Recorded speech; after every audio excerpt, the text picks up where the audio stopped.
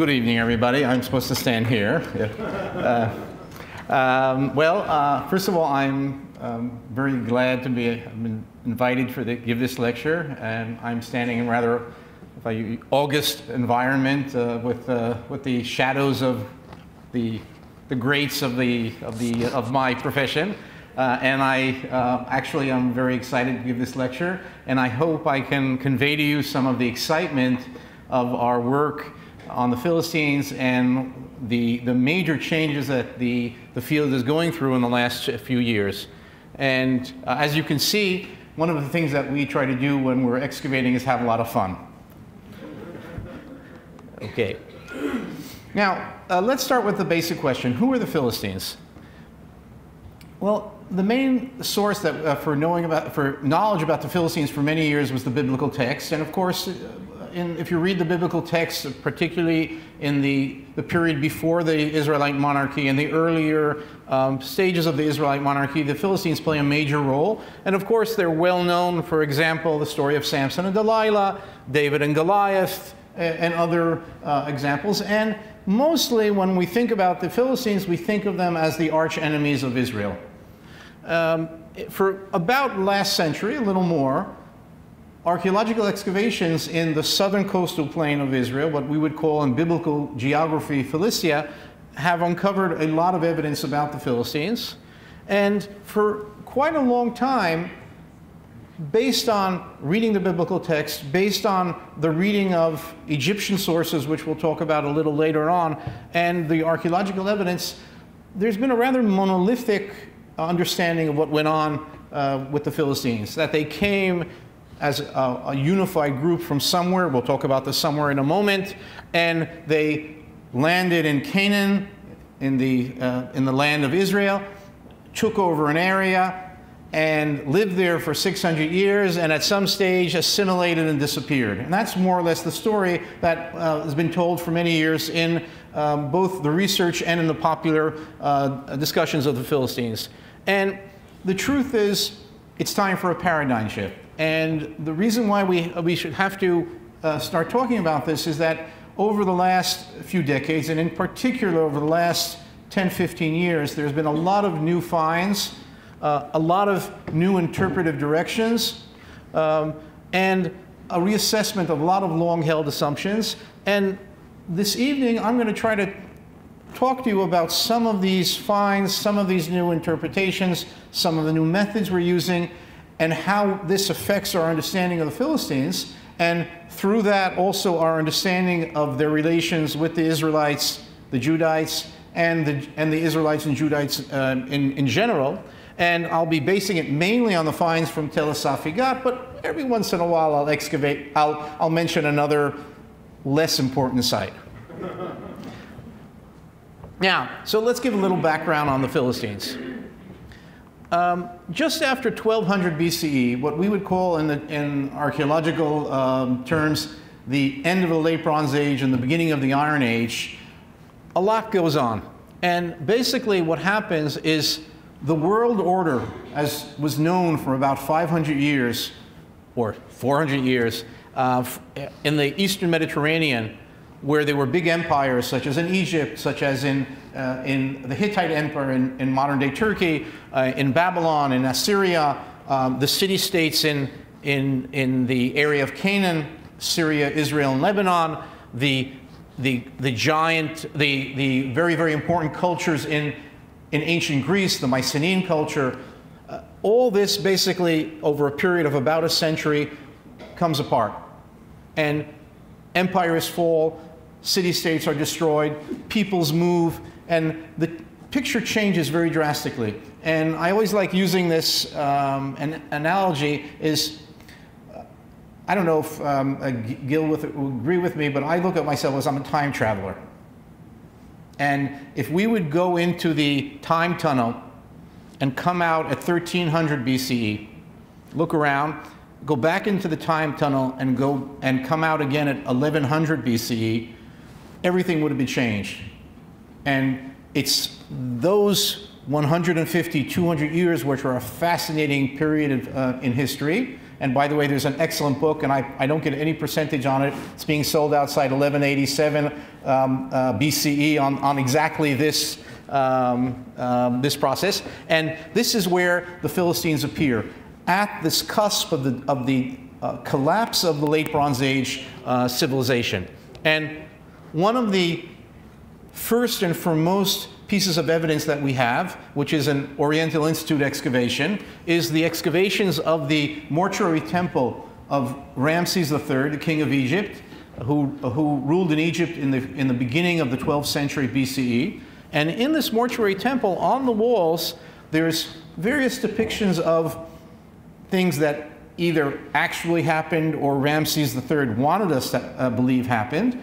And among other things, there's a depiction of a land and a sea battle. That's the land battle and that's the sea battle between the Egyptians and groups which are commonly called the Sea Peoples. And among the Sea Peoples, there's one of the groups are the Philistines. And in this depiction, and if we can understand what's going on, there are peoples who are coming from outside of the Levant and settling and trying to capture areas under Egyptian control, and eventually, based on other Egyptian texts, are settled down in the southern Levant, somewhere modern-day Israel. And for many years, this has been the iconic explanation. Groups who came from somewhere in a unified military campaign and forcefully settled down somewhere in ancient Canaan. And while this is still there, and we can't deny this, we have to look at this, and we'll see this soon, in a very different manner. And when we look at where these people are coming from, so most often, Mycenaean Greece is seen as the region from which the Philistines came from. Once in a while, somebody will say, you know, maybe they came from Western Anatolia, and then you'll have somebody say, no, they came from Cilicia, and then there's another person say, no, they all came from Cyprus, and then once in a while somebody will be like, you know, actually maybe they came from the Balkans. And for years, people have been looking for the Ur-Heimat, the Alt Philistia, the original home of the Philistines, and hoping that one day we'll be able to identify where these people came from. And I'll give you a hint of where we're going. It probably is that they came from many places and not from one place. And so when we look at the Philistines and their cultural backgrounds, we have to take into account a region, maybe going back to Sardinia, of very mixed cultural origins and various groups coming together and settling along the southern coastal plain of modern-day Israel. Now, here's where archaeology of Levant comes in. When we start looking at the area of the southern coastal plain, or as we said, Philistia, and in sites which are occupied during the Late Bronze Age and the Iron Age, we can see very clearly a distinct change in the material culture. We can see that somewhere right after 1200 BCE, new pottery types appear. And these pottery types are very similar to pottery that we see at the same time in Greece, in the Mycenaean culture, or in Cyprus, or in southern or western Turkey. We see new types of architecture that appears, which is very reminiscent of architecture we see in these western areas. We see new types of cooking apparatus. For example, one of the things that we'll talk about this soon is that the Philistines cook in a round fireplace, or you know, it's not a fireplace, you would call it a campfire or something of the sort, and a hearth. And these are things that we didn't see in Canaan beforehand. So this clearly indicates that something new is going on. And when we fit this in with the Egyptian evidence, the biblical evidence, this fits in very well with our picture of the Philistines as this group coming from outside the country, settling down, carving a region of the southern coastal plain, Philistia, and settling just opposite this very noisy group that was settled just at the same time in the highlands, the Israelites. Because just after 1200, This is when we have the very early first evidence of the formation of the Israelite tribes in the region which we would call today the West Bank or Judea and Samaria, call it whatever you want to, or the Central Hills in a less politicized geographical jargon. And they sit right opposite the Philistines. And when you look at the map, what you basically have is the Philistines over here, the Israelites over here, and when they're strong, they push eastwards, and when they're strong, they push westwards, and there's this back and forth seesaw between the two groups throughout the Iron Age. And this is reflected in the biblical text as well, and we'll talk about this soon. And it's clearly fits in with why the Philistines play a role in the biblical text. Because the people who wrote the biblical text, their roots are here. If the people who wrote the biblical text were over here, we would have heard about another group of sea peoples. The fact that we're hearing about the sea peoples is because they were facing the Israelites during the Iron Age. Now, as I said, usually it was thought the Philistines were from the Mycenaean culture. They arrive in Canaan and conquer the Canaanite cities in Philistia on the southern coastal plain and replace the Canaanites. And subsequently, there's a slow process of acculturation, assimilation with neighboring cultures. So after 500, 600 years, if you go to Philistia, they've lost their foreignness. They've become Levantanized completely.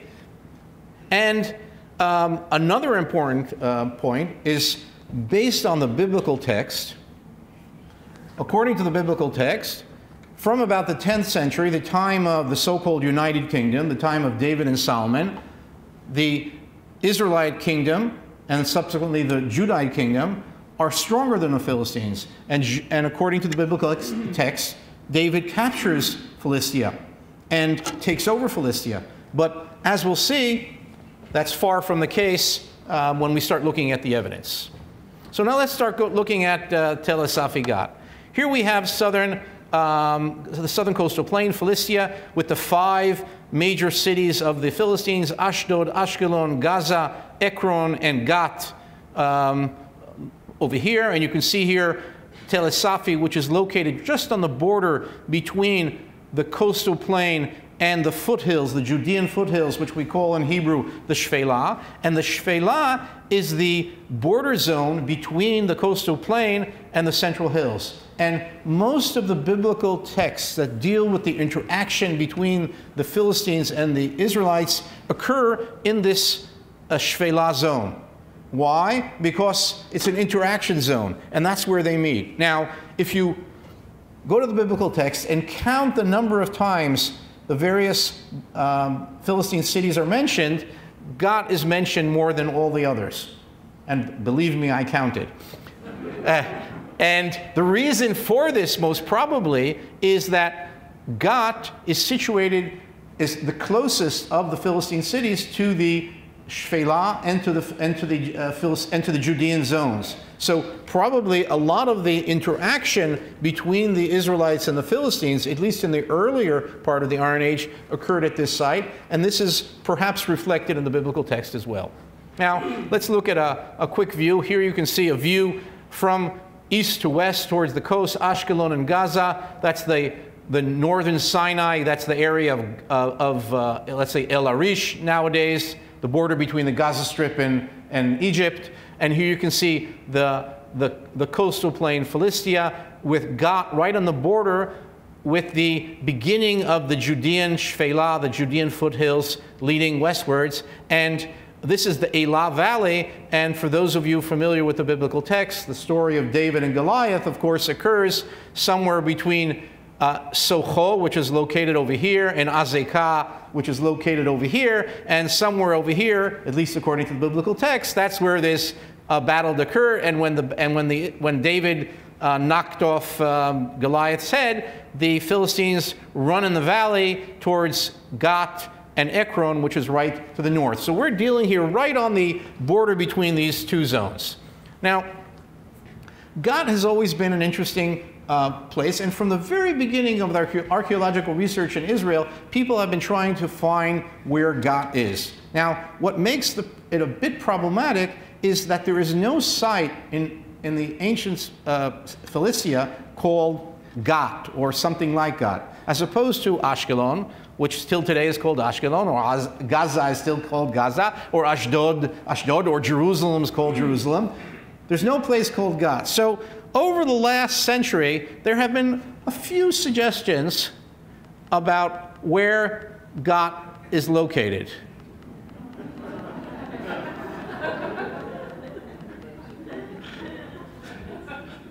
Now, nowadays, I think we can say quite clearly, although we haven't yet found the sign "Welcome to Gath," the finds that we have, both archaeological and from an analysis of the texts that are available, it seems quite clear that Tel Esophagi is located here. But as someone said when I showed this slide, I should show a slide of the few sites in this region that weren't suggested as Gath.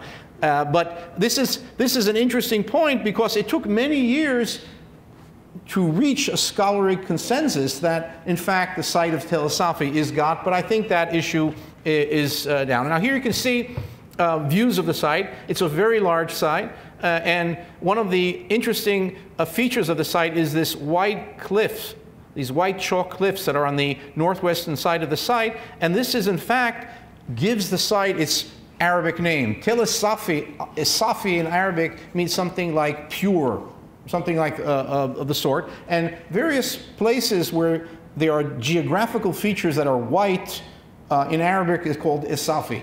And so this is the name of the site, and as you can see, es-Safi has nothing to do with Gath, so it took us a while to reach this identification. Now, here's the site in a picture taken in the 1920s during the British Mandate of Palestine, and you can see here that the site, the upper mound is covered by a village, the village of Tel Esophagi. And below it, you can see most of the site is unsettled. Now, in 1899, two British explorers, Bliss and McAllister, excavated on the site for 2 weeks. And very fortunate for us, they didn't get along with the local villagers, and they left after 2 weeks because everywhere else these two people excavated, they basically destroyed the sites and reported very poorly. So the fact that they left the site enabled us to excavate extensively. Now, when we reached the site in 1997, one of the major problems is that big parts of the upper Tel, that's this horseshoe-shaped hill that you see over here, were covered by the remains of this modern Palestinian village, which was abandoned in 1948 during the Israeli War of Independence, and the graveyards which are associated with it. And so basically, large parts of the upper Tel were inaccessible. And this, in fact, is the reason why since 1899 till 1997, when we started excavating, nobody excavated the site. But after we conducted a surface survey, it turned out that there were major parts of the site where we could get to the earlier Bronze and Iron Age remains and not have to go through the later medieval and modern remains. And basically, since then, we've been following the areas where we can get to the early remains and not have to dig through the later layers. Now, here's an aerial photograph and a general plan of the site. And just to give you an idea of some of the areas that we're working on, just to give a concept, that's 100 meters, about 100 yards. So you can see it's a very large site. And we're excavating in various excavation areas on the eastern side of the Tel, on the summit, in the lower city, in a burial zone, and the siege system, which we'll talk about soon. And I'll return to these areas as we move along. Now, as in many ancient Middle Eastern sites, as Gil mentioned beforehand, it's a stratified, multi-period site, one culture above the other, one culture the other above other. And I don't want to get into the details, but it goes from the early Bronze Age all the way to the modern period. And we're going to be focusing in this lecture only on part of the story, the Iron Age, from about 1200 to about 586. This is the period which, if you take it into biblical terms, this is the period from the appearance of the Israelites in Canaan until the destruction of the first temple. And it's in archaeological terms called the Iron Age, the Philistines appearing here, and slowly the Iron Age develops, and the end of the Iron Age, at least from a historical point of view, in this region is marked by the Babylonian campaigns in which, among other things, they destroyed Jerusalem in 586. Now, we start looking at the finds, and we can start seeing all kinds of very typical pottery that appears when the Philistines first appear that are completely non-local. And this goes for cooking vessels, serving vessels, and a whole slew of other objects. We see very interesting cultic objects. For example, this fascinating chalice, which has on it these decorated bird heads, and it's painted as well, along with other vessels of local and non-local origins. And all this shows us that all kinds of new cultural attributes are appearing in this culture at the time, indicating that there is a lot of new non-local influences in Philistia at the time. And perhaps the best known of the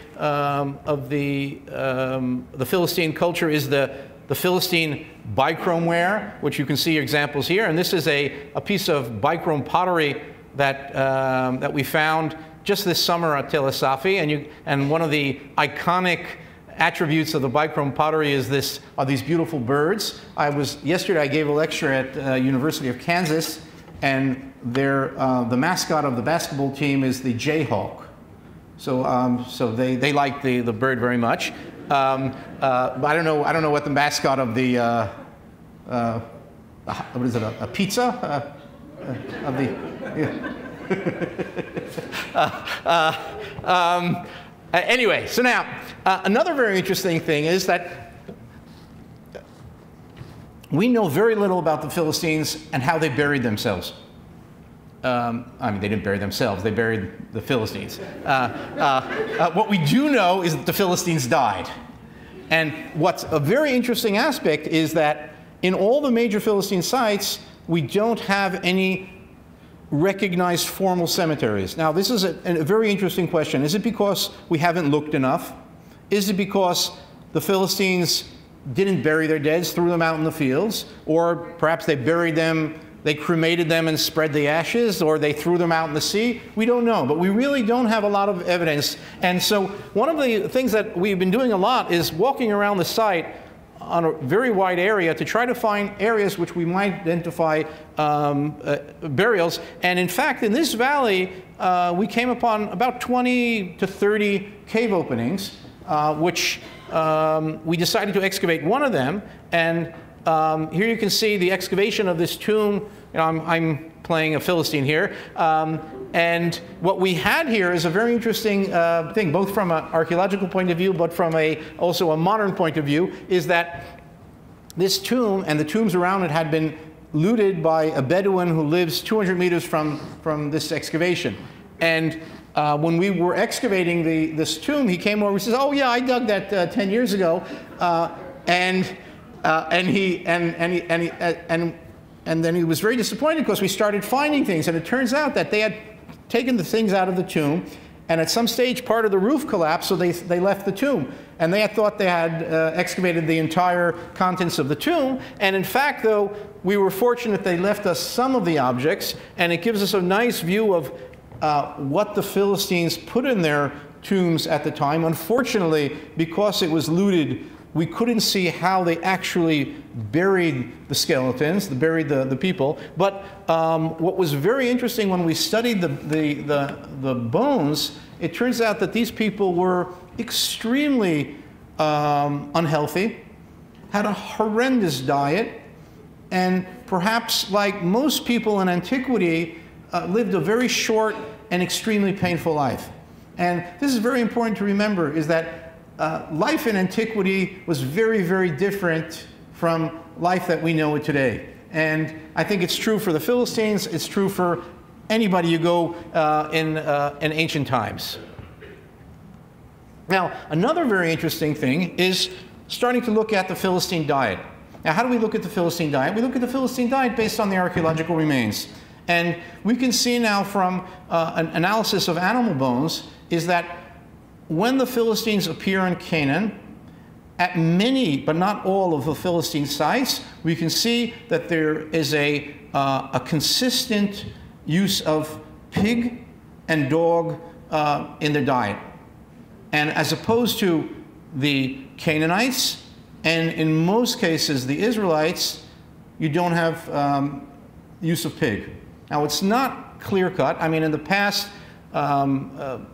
it's been suggested if you find pig bones, it's a Philistine site. If you don't find pig bones, it's an Israelite site. It's more complex than that. But nevertheless, there is some sort of a general trend. And by the way, the lack of the fact that the Israelites abstained, or maybe the Judahites abstained from eating pig, perhaps is the earliest evidence of the initial stages of what afterwards becomes the Jewish dietary laws, the kashrut laws. At this stage, it's very different from the what we know today. But I'll wake you up for a second. I'll tell you a joke. There,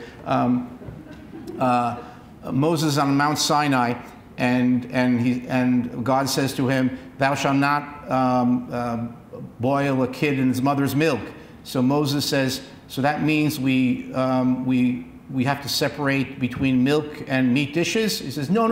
Thou shalt not boil a kid in his milk." "Oh, so we have to wait 6 hours between meat and milk?" "No, that means thou shalt not boil a kid in his boiled meat. So that means that we also can't eat chicken and milk?" "Oh, do whatever you want to." Anyway, so now, one of the interesting things that we moved ahead with is we started analyzing the ancient DNA of the pig bones. And it turned out that we can identify, based on the DNA of the pig bones found in the land of Israel from the Middle Bronze Age until the Roman period, that at a very specific point in time, in the beginning of the Iron Age, there's an influx of European pig DNA. And believe it or not, they can differentiate between European and Levantine pig DNA. And what this indicates is that when the Philistines came, they brought with them, whether on their ships or in their carts, squealing pigs. And these pigs settled and eventually dominated the local pig genome and took over from the local Levantines. And so this is a very interesting microscopic way of showing the actual Philistine presence and what happened when they arrived. The same thing can be said about plant use. There are unique types of plants which appear first when the Philistines arrive, and also we can see different types of plant use. I mean, they use plants in a different way from the locals, and again, this indicates from where they're coming, and again, it points out towards the western and northwestern Mediterranean. Now, as I said before, it's not only the food, but how they cook the food. And when we look at the ways they cook, whether it's on the hearths, which we know are connected, and we see these things in Cyprus, or when the early Philistines arrive, we see suddenly the appearance of closed cooking jugs, as opposed to the Canaanites and the Israelites, who cooked in large open cooking vessels. The Philistines cooked their food in closed ones. Now, why does this happen? Because wherever the Philistines came from, they came with their own cooking traditions. And as we know, who you are is what you eat. And people want to eat their cultural foods. And so if imagine a guy from Athens comes, he wants to have souvlaki. He has to make souvlaki in a vessel that you make souvlaki. And you can't make souvlaki in a vessel that you cook Canaanite stew in. So that's why we have these things appearing. And we've tried to study this also on a microscopic level to try to understand what they cooked, what fuel they used, how they put it, where they placed the vessels. And we're starting to get answers in this, but there's still a lot to be done. Another very interesting aspect is when we were excavating one of the Philistine houses, we came upon a plaster floor, which looked like another plaster floor. And then this was analyzed by our archaeological science team in the field, and it turned out this is a type of plaster which we call hydraulic plaster. That means plaster that can harden when it's not in contact with oxygen. And most plaster that's used throughout history is plaster that you put on the wall and it hardens as it's on the wall. Something that's usually identified as a Roman invention as is the plaster that hardens, or cement that hardens underwater. And it turns out that this is a hydraulic plaster, the earliest that we know of in the Levant. And interestingly, when we look at the Minoan and Mycenaean culture, we also see hydraulic plaster. So this is a nice example of a microscopic element in the Philistine culture, which we can discover due to this thing. And this is a good time to talk about one of the things that we do on the site is we have a very, very intensive interdisciplinary and I would say, interfield collaboration with people coming from all kinds of different fields of science. We usually have about 20 to 25 different experts working in the field. And as you can see, it's not only taking the objects once we find them and bringing them back to the lab, but actually putting the lab in the field and getting the answers on the spot using infrared spectrometers and a whole slew of other methods that I won't go into here. And this enables us to get very interesting pictures of what we're getting and things that we couldn't have seen in previous years. Now, I want to point out a very interesting find that we found here. This is a building, and here's more or less the reconstructed temple walls. Two very nice column bases, just 2 meters 15, which is about 4 Royal Egyptian cubits. What this means is that this was a well planned out building. Now, add to it 2 columns. What does this remind you of? Whoa, Samson and the 2 pillars. Now, here, I'll do this, you know, this is, yeah. Now, on my poster also outside, I don't know if you noticed this, there was Samson knocking down the pillars. Now, what does this tell us? Is there a connection to the biblical story? And this is, I think, this is a good example of where we are now in biblical archaeology as opposed to where we were decades ago. This does not prove the Samson story. This does not mean that the story actually happened or the story happened here. What I think this does tell us, though, is that the person who wrote down, or the persons who wrote down the story, whether the story happened or not, or whether something similar to it, or some tradition of something like that happened, it may very well be that the person who wrote down the story knew what a Philistine temple looked like. So if at all, what we can use this for is to give us a feeling of the cultural realia of the people who wrote the biblical text when the story was first written down in the biblical story. And another example of this is right next to this temple, we found this area, we found remains of metallurgical activity. Now, those who are very familiar with the biblical text, there's a text in the Bible in which it's usually assumed that the Philistines had a monopoly on the metalsmithing. And in fact, archaeologically, we've shown the complete opposite.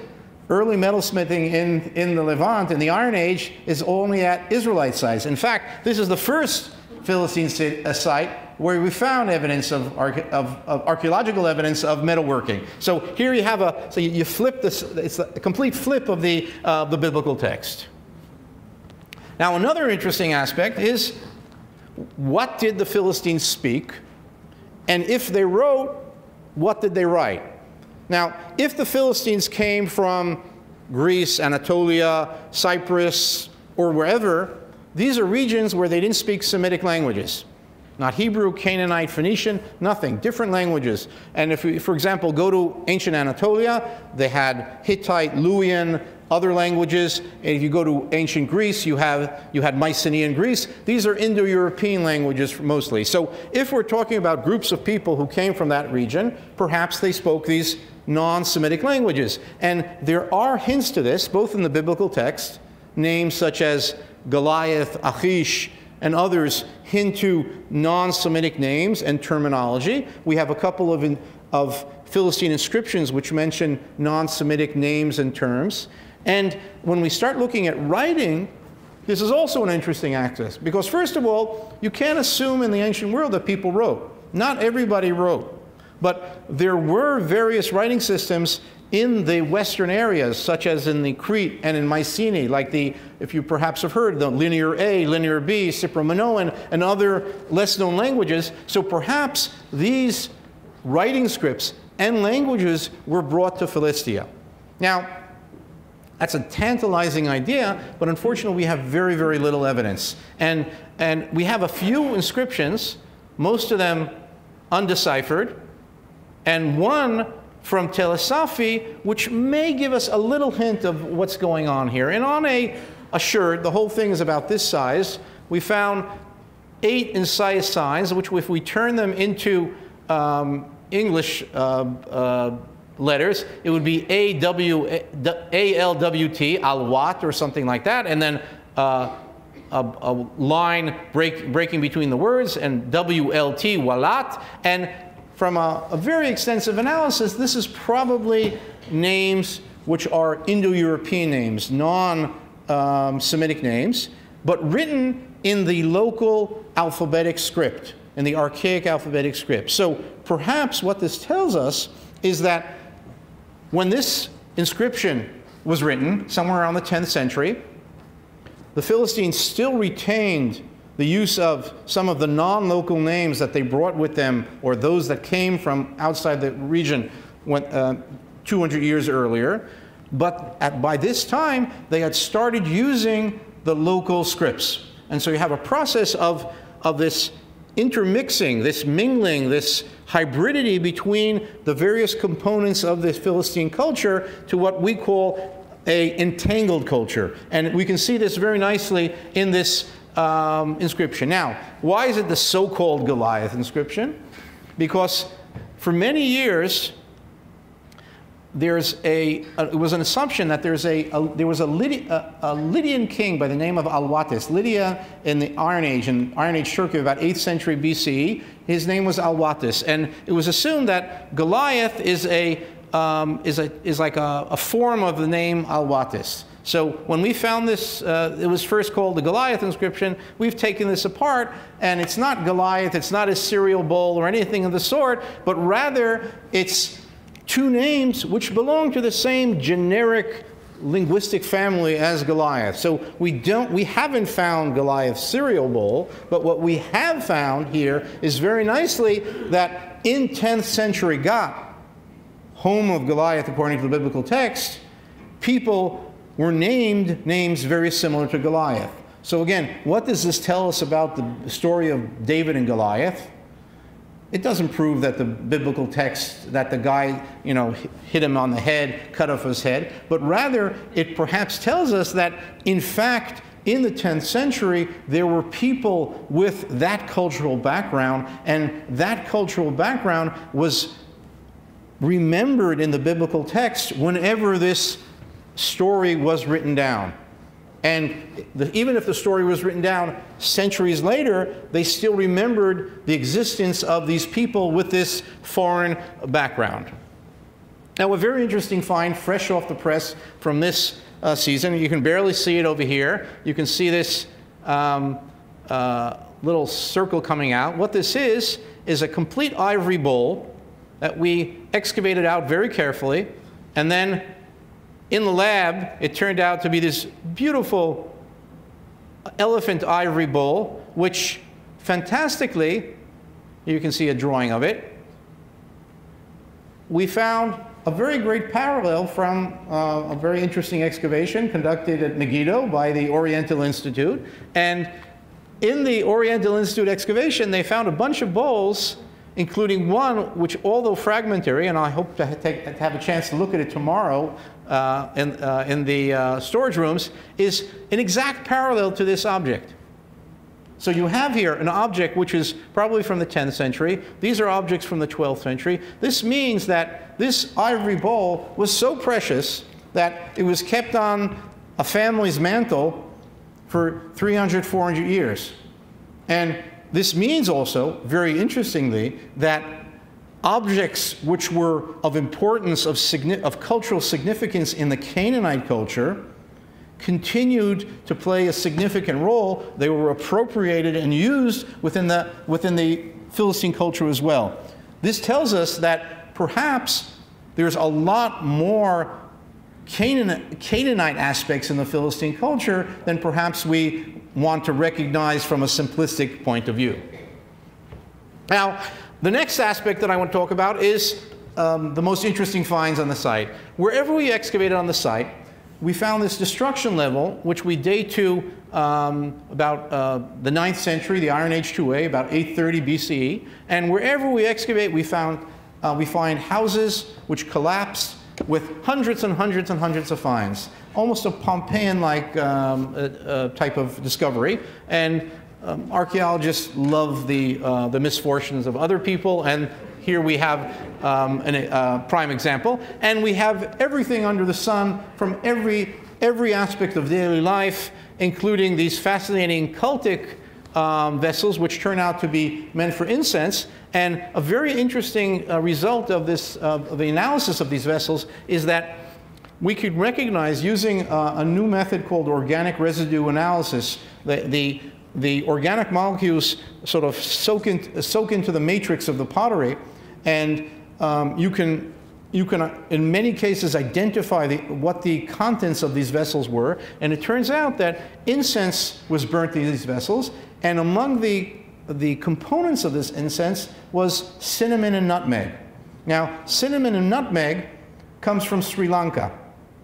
So at 1000 BCE, people in Philistia were trading down the line until they got cinnamon and nutmeg from Sri Lanka. Now, this completely changes how we understand international trade at that time, because for many years it was assumed that Philistia, after the Philistines arrived around 1200 until maybe about 900, they were closed in within Philistia. They sort of lost contact with the outer world. And nowadays, more and more evidence shows us that even though the Philistines were not a robust, active maritime culture, they did have extensive contacts throughout the Mediterranean, and as you see over here, further afield as well.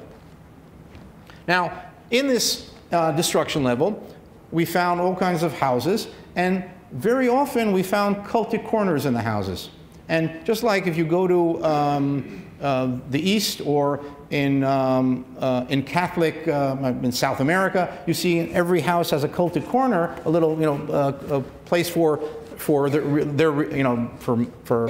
Buddha, or for Maria, or whatever you want. We found similar things in these houses as well. And one of the interesting ones we found in a house where you found plastered niches, then a little stone rectangular object, perhaps an altar, and right on top of it we found a whole collection of objects which had fell down right on top of the altar. And when we looked at the objects, they were a collection of various types of cultic vessels, adorned with animal heads, the shape of a pomegranate. We'll talk about this shape in a moment, and all kinds of other objects. And interestingly enough, many of them had holes for suspension. So what we probably had here is you had a cultic, a hanging, candelabra or something of the sort that was hanging above this altar. And if you look, for example, at various cultic and objects and depictions from various periods, you can see very similar things at the time. Someone suggested that this was baby Goliath's, how do you call it, a mobile, yeah. So, but I think it's something of cultic nature. Now, and here we come to a very interesting story. In several of these cultic corners, we found these vessels, and to make sure that I wasn't imagining things, I spoke to a couple of urologists to make sure that, in fact, I was seeing what I thought I was seeing. And they agreed upon it. And it turns out that these things have been found at least at another Philistine site. And this connects to a very interesting biblical story. If you're familiar with the story of the ark, that the ark, according to there's a biblical narrative in which the the Philistines and the Israelites have this battle at Ebenezer, and the Israelites take the ark to bring it to battle, hoping that the Israelite God will win the battle. He doesn't. You were talking about, they have to, they should have fired him immediately. The ark is taken captive, and it's paraded around the various Philistine cities. And it's a this whole narrative is a very funny narrative because they're constantly making fun of the Philistines. But wherever the ark comes to, the Philistines are stricken by something which in the biblical text is called ophalim, or tchorim, and it's usually translated as hemorrhoids or swellings. Now, the way that the Philistines help this problem is they make golden hemorrhoids. Now, I never understood how you could make a golden hemorrhoid. I can understand how you could make gold from hemorrhoids, but I never understood the golden hemorrhoids. And then when we found these objects, this gave me a very interesting insight, perhaps an archaeological way to explain a biblical term that was never understood. And what's the idea is that the main Philistine deity was actually a goddess. And this was a goddess who was probably connected to a goddess somewhat similar to Gaia, the Greek and Roman Mother Earth or something of the sort. And we know from later Greek and Roman texts that one of the attributes of Gaia and other goddesses such as Cybele was, surprisingly, even though they were female goddesses, phalluses. And so perhaps what you have here is, in fact, that in this biblical narrative, when the Philistines are afflicted in their swellings, what's going on is sort of like a double jab at the Philistines. On the one hand, they're getting at the Philistine goddess because it's the Israelite god against the Philistine goddess. And on the other hand, they're also they're hurting where, they're getting them where it hurts. And so perhaps this might be a nice example of how we can take a completely misunderstood word without any parallel in biblical text, and perhaps based on the archaeological remains, give it an explanation based on the realia of that time. Now, another very important find is we spoke a lot about the upper Tel, this horseshoe-shaped area. And when we conducted our survey, one of the things that we found is in the lower city, there was a lot of Iron Age pottery. And when we first published our survey, some of my more generous colleagues said, oh, Maeir doesn't understand survey. All the pottery that we found here, this simply, it's fallen off the top of the Tel and has nothing to do with the settlement. Now, this is, in volleyball, we call this, when you throw up the ball for a smackdown. When somebody doesn't believe what you did in your survey, what do? You excavate. So we excavated Area D, and right below surface, we found remains which show us very clearly that, in fact, this entire area was settled during the 9th century and perhaps earlier as well. And what this means is that the city of Gath was the largest city in the entire land of Israel during the 10th and 9th century, which puts it about 40 to 50 hectares, which is about 5 or 6 times the size, or maybe 8 times the size of Jerusalem at that time. It's twice the size of Ashkelon at that time. There's no other comparable city, which means most probably that Gath was the largest and most important city at the time. And here you can see remains of these finds right below surface, and this is fantastic. We're talking about 2,800-year-old buildings, which are right below surface. You dig 5 centimeters and you're in the buildings. And nothing happened here in the last 2,800 years. And here you can see the remains. And in the upper city, we found these fantastic remains of the destruction. And what turns out to be a very interesting object, this altar, which you see me very happily standing next to it, which was found over there. And this is a very interesting find. Here you have pictures and a drawing of the altar. The altar is, first of all, made out of 1 block of stone, the largest monolithic altar that we have found in this region in the Iron Age. And you'll notice that the back and the sides of the altar are in an unfinished state. Only the very front of the altar was finished off, and notice it has these two horns here. It reminds me of Cookie Monster also. And what's special about this altar is that, first of all, its dimensions. It's 50 by 50 by a meter high. That is more or less a cubit by 2 cubits. And there's a very interesting depiction of one of the altars in the tabernacle in Exodus, which gives us an exact same size. Now, this does not mean that we found the altar of the tabernacle, but rather it means that the Israelites and the Philistines had a similar concept of sizes, of dimensions of cultic objects that were used in both cultures. On the other hand, what's very interesting is that we have 2 horns only.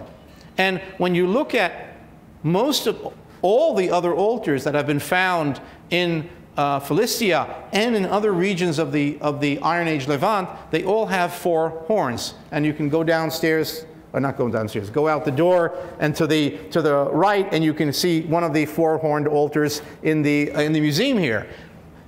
So something's going on here. And why 2 altars? Why 2 horns? And perhaps this can be explained that we have 2-horned altars coming from the west. So here we have a very nice example of the entangled culture, the connection between the 2 Western and Eastern traditions coming together at the Philistines. Another interesting thing, the altar was found just where this woman is standing, and right next to it we found a room with an enormous collection of loom weights. Now, loom weights tells us that there's weaving going on here, and we know from the biblical text and from other ancient Near Eastern texts, and also from Greek texts, that very often weaving was connected with cult. And so perhaps we have another activity relating to cult. And around the altar, we found all kinds of other cultic objects, a very interesting figurine of a dog, a decorated chalice, and a couple of inscriptions. And this inscription is fascinating. It's an inscription which it's something like Avtam or Avyam or something of the sort, which is an Israelite name. It's not a Philistine name.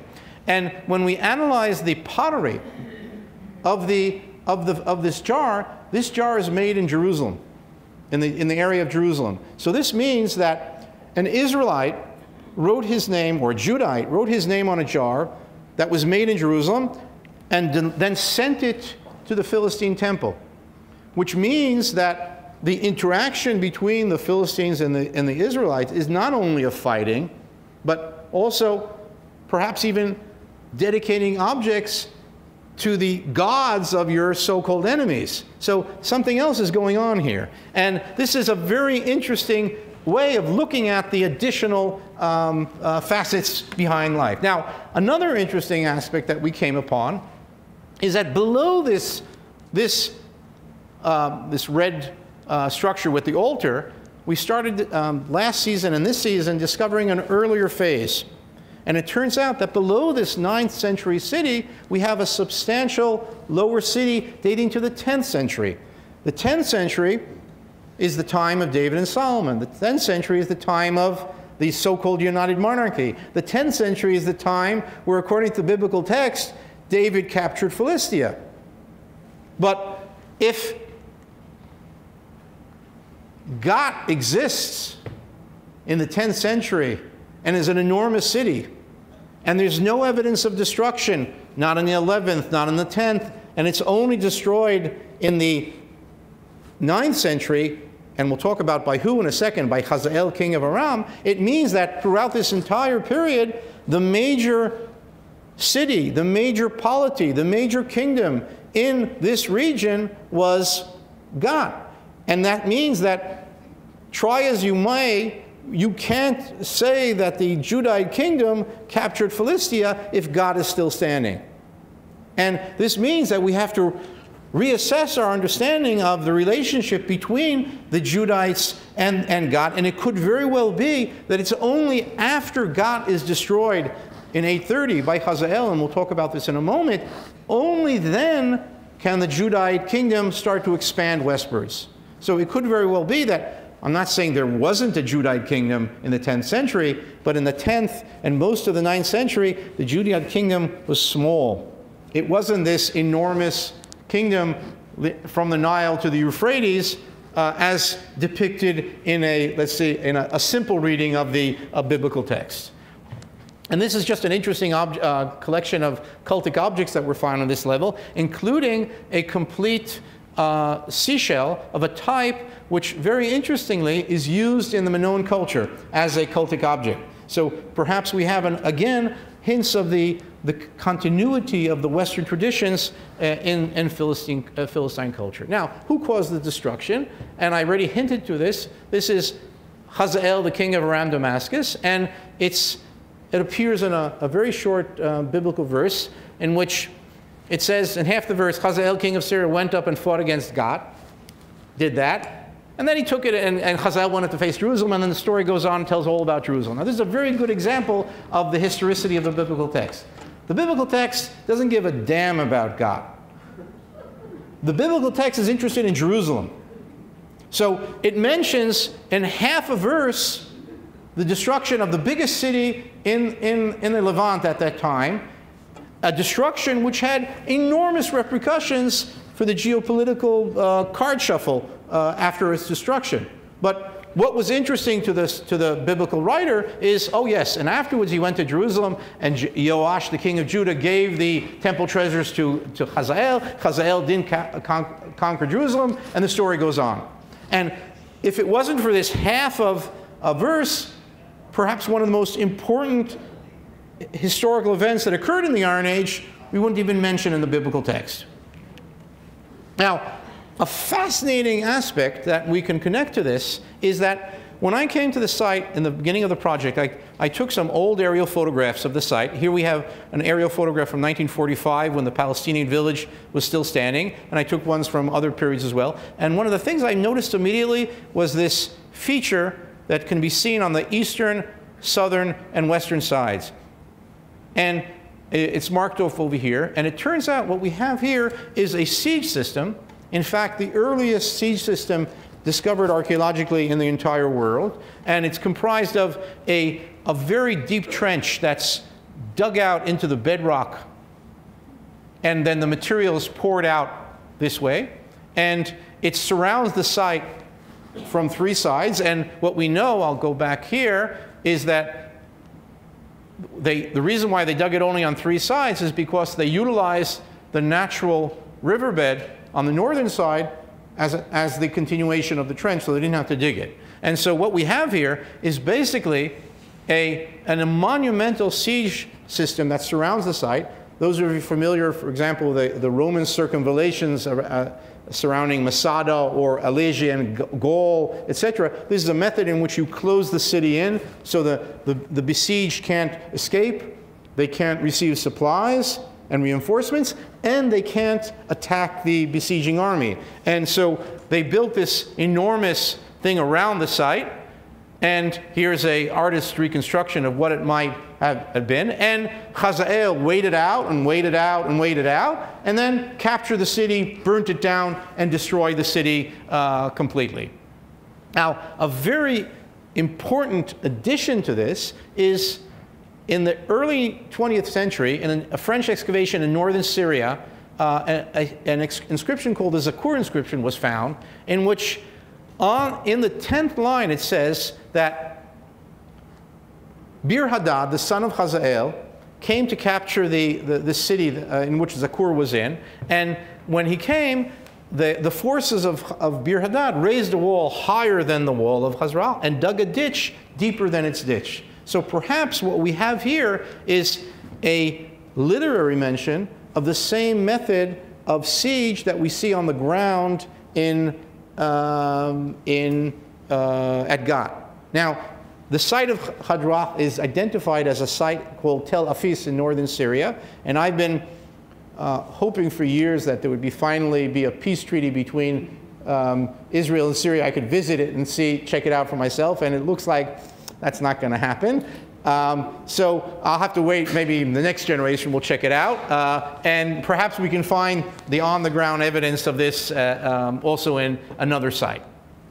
Now, without going too much into the details, we date this campaign to around 830, both on historical reasons, but also based on carbon-14 dating, and fits in very well with the general picture. And once this occurs, Philistia changes, and Gath ceases to be the major city, and the 4 other cities become more important, and simultaneously the kingdom of Judah starts expanding westwards, and things are very different from this point onwards. And in fact, from this point onwards, Gath is not a major player anymore. Gath does not figure in as a major Philistine city anymore. Now, what we do have after this, there was a very interesting thing. When we excavated in several places on the site, we found that destruction layer, which I mentioned. And in this case, we found lots of brick collapses, bricks that had fallen off walls, and right below it, a thin layer of windblown sediment. That means that in between this destruction layer and this brick collapse, there had been a period in which the wind had brought in dust.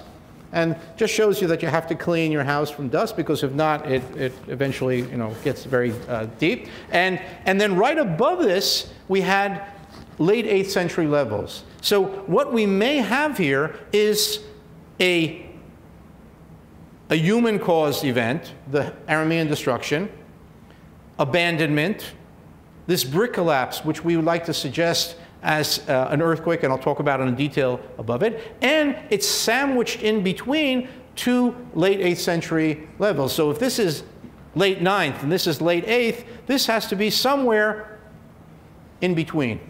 And it just happens that there is let me show you what I'm talking about. Here you have the foundation of this wall, and we can see that there are 2 forces in working here. One is, first, the wall shifts off the foundation, and then a second force collapses the bricks.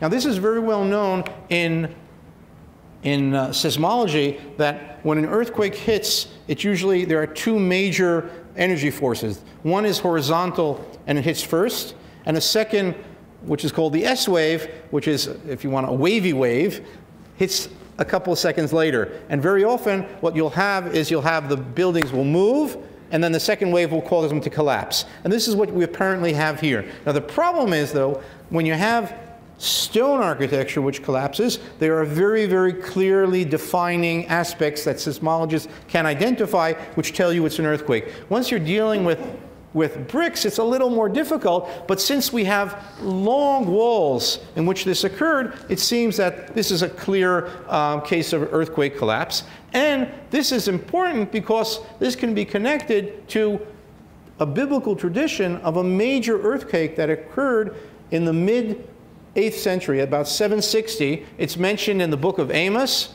in which, in the first verse of the book, they introduce who this guy Amos is, and it tells us that his prophecy started 2 years before the earthquake. And in the book of Zechariah, which is hundreds of years after this event, there is still a very distinct memory of that this is sort of like the earthquake of when the big fire of Chicago? 1900 something. So this is the, what? 1871. What? 1871. Yeah, okay, there you go. I'm good in ancient history, not in modern history. 1871. So, and everybody remembers the big fire of Chicago. So here, for centuries afterwards, they remember this enormous event. And it's not only in Jerusalem. This event apparently was so significant that the seismic forces knocked down buildings all the way in Philistia, which is much farther from the epicenter, which would be somewhere in the Jordan Valley. So we have a very serious event here. Now, after this, and here we're finishing up soon, after the Hazael conquest and this earthquake, we see a very clear change in the site. And for a brief period, we start seeing material culture which is not Philistine anymore, but Judite. And we can see houses and pottery and figurines and other objects which fit in perfectly with what we would find in Jerusalem at the time, at Lachish at the time, at Judite sites. And what this indicates is that for a brief period of time, this site was taken over by the Judite kingdom, and this fits in perfectly what we know from the Assyrian texts and from the biblical texts, is that Hezekiah, king of Judah, tried to expand westward for a brief period in the late 8th century, and then in a series of 2 campaigns, first by Sargon II, and second by his son Sennacherib, particularly in 701, Hezekiah is pushed back into the core region of around Jerusalem, and the site of Gath is destroyed. And in fact, with that, we sort of end the story of the Philistines, except, of course, we have to mention another site. I promised we'd mention another site, so I chose to mention Ashkelon, and of course, Larry Sager, which some of you may remember, once was at the Oriental Institute here, excavator of Ashkelon, and we know that while Gath was destroyed in 830, the other Philistine cities continued to exist, and until 604, when Nebuchadnezzar, the same Nebuchadnezzar that destroys Jerusalem about 20 years later, campaigns to Philistia, destroys the remaining Philistine cities, razes them to the ground, takes all the Philistines and ships them off to Mesopotamia, and deports them. And with that, basically, is the end of the Philistine culture. So you have this period from just after 1200 till just before 600, close to 600 years of a vibrant culture which appears, transforms, develops, and then ends quite suddenly. So let's get back to the original question. So who are the Philistines? So first of all, everybody agrees it appears somewhere after the late Bronze Age, Iron Age transition. And what we now can see, though, is we won't ever be able to find that one place where the Philistines came from, but rather, most probably, it's an amalgamation of peoples that came from various areas in the West and came and settled in Canaan. And when they settled in Canaan, they settled with the Canaanites. We don't see evidence of a destruction of the Canaanite cities, except here and there small parts of cities, but rather, apparently they settled down, and maybe the Philistines became the elites, but they settled with the Canaanites together. And the Philistine culture in itself is a hybrid, entangled culture. It's not, there wasn't somewhere where they acted like Philistines out there in the West, and they just moved it over. But rather, the Philistine culture, as we know it, is a combination of all these aspects, local and foreign, together. We can see slow change and a lot of cultural, but they retain a cultural identity. And while they were adversaries of the Israelites and the Judites, there was a lot of other things going on. And as we see archaeologically, the Samson story itself is a great example of this. Because Samson, you always think of Samson, he killed the Philistines, he was killed by the Philistines, but he also married a couple of Philistines, visited a Philistine prostitute in Gaza, there were a lot of things going on. There's a very mixed, and again, it doesn't matter whether the story actually occurred or not, but it tells us, someone once defined the Samson story as border fiction. That means it's telling the story of the interactions that went on in the border between the Israelites and the Philistine zones. And that's what we can see archaeologically as well. And the biblical descriptions of the Philistine-Israelite relations, even though we know so much about it, and it seems that there's so much information, but when we start looking at the details, there's a lot that's not there. And a very good example of this is the fact that, according to the biblical text, the Philistines from the 10th century were subservient to the Israelites, and that seems very much not the case.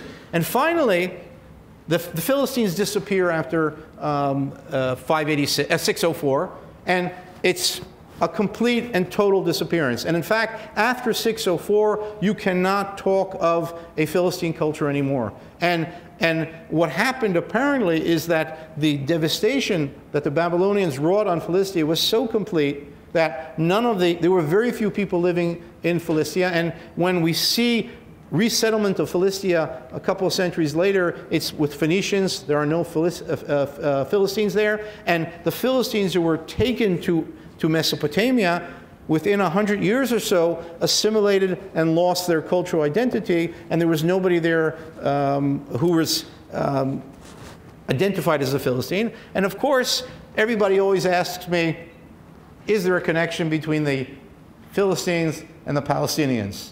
Well, the answer, like any good Jewish answer, is yes and no. And the no is, let's start with the no, there is no cultural or genetic connection between the Philistines and the Palestinians. And also, by the way, according to the Palestinian national narrative, they don't want to be Philistines. They want to be Canaanites. But there is a connection, and the connection is quite simple.